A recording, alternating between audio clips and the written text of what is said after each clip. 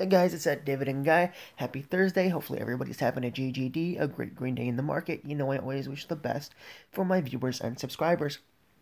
So today we're going to go over the overall portfolio, my buying power, as well as the change I made in the portfolio, and then compare it to Berkshire, the NASDAQ 100, the Dow Jones, and the S&P 500.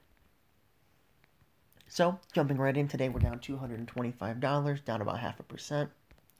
For the week, we are up $17, about break even. For the month, we're up $1,500, up 3.8%. 3-month mark, we're up $840, up 2.1%. For the year, we're up $9,700, up 31%. And all time, we're up $9,600, up 30%. Since April 13th of 2018, we have a buying power of 56.57. Jumping right in, we've got Realty Income to start us off with 125 shares, right around $9 grand in market value. Average cost is $67. Almost 22% of the portfolio is in Realty Income. Today we are up 1438. Total we're up 562.95, up 6.7%. Then we've got Altria, 175 shares, $8,400 worth of market value. Average cost is $47.83. 20.6% of the portfolio is in Altria. Today we're down $50. Total we're up $54. And this is the big switch that I made in the portfolio. Switched out Coca-Cola for Philip Morris because it made sense dividend and dividend growth-wise. I just bought 37 shares, repurposed the $3,500 that was in Coca-Cola. Average cost is $96.43. 8.7% of the portfolio is in Philip Morris. Today we're up $216, and that's the same because we bought it today. Then we've got Allstate. We've got 2 shares, $251.12 for market value. Average cost is right around $127 a share. 0.61% of the portfolio is in Allstate. Today we're down $5.56. Total we're down a little more than $3, down 1.27% all time. Then we've got ABBV, 75 shares, $8,100 worth of market value. Average cost is $81.20. Around 20% of the portfolio is in ABBV. Today we're down $20. Total we're up over $2 grand, up 33% on ABBV, and a dividend coming in on November 15th of $97.50. Then we've got Procter & Gamble. We've got 2 shares, around $280 worth of market value. Average cost is right around $142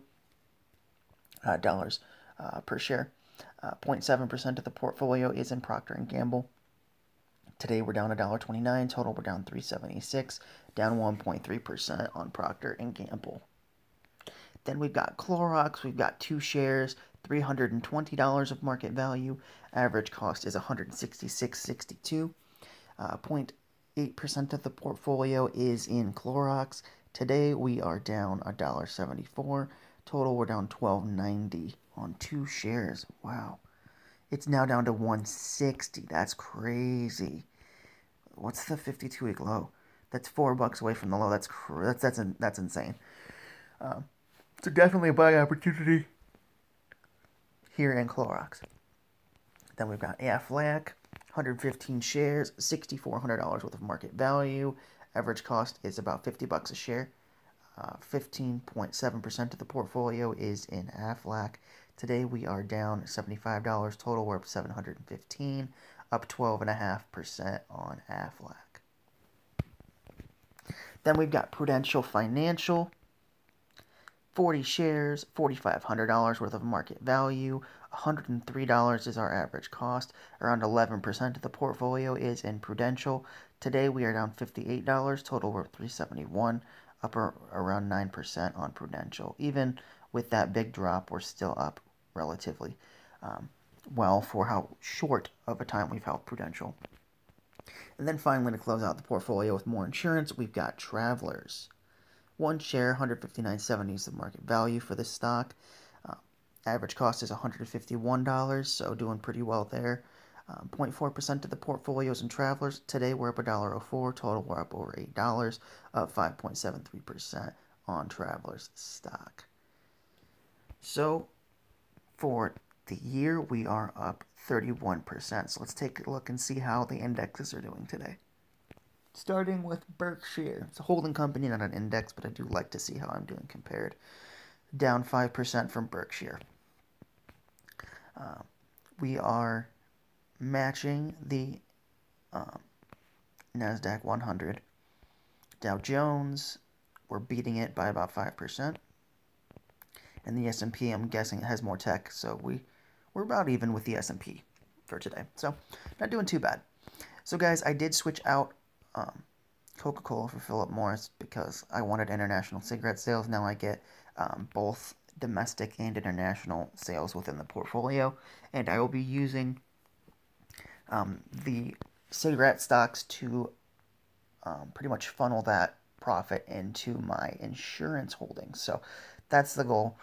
It's just Coca-Cola didn't produce as much cash flow, which means that I'd lag behind when it comes to buying more shares of my insurance. So I'm doing exactly what Buffett did with textiles. I'm just doing it with cigarettes instead. So don't mind holding sin stocks. They don't bother me.